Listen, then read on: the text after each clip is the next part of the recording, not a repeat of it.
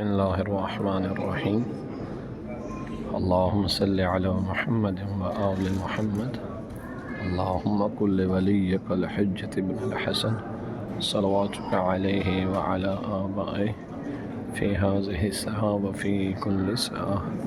ولي وحافظا وقائدا وناصرا ودليلا وعينا حتى تسكنه أرضك طوعا وتمتئه فيها طويلا. اللهم صل على محمد وآل محمد. بارگاہ جناب حضرت زید شہید،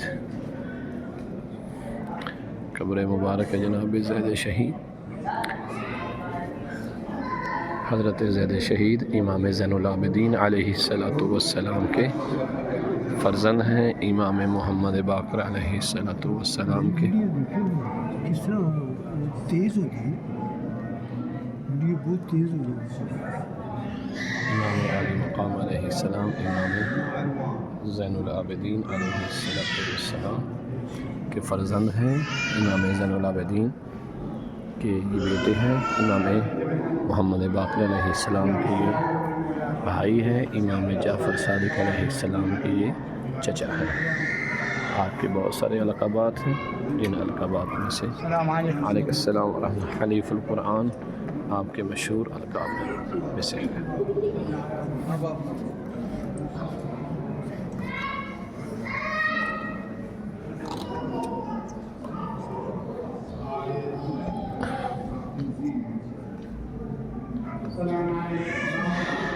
زید شہید کے بارے میں جب یہ فتنہ قائم کیا گیا کہ انہوں نے امامت کا اعلان کیا ہے یا زیدی فرقہ جو ہے اس کے یہ امام ہیں، تو خود امام جعفر صادق علیہ السلام نے جناب زید شہید کی مقام و منزلت کو بیان کر کے اس فتنے کا سد باب کیا اور بتلایا کہ زید شہید ہم اہل بیت علیہ السلام کے ہی فرد ہیں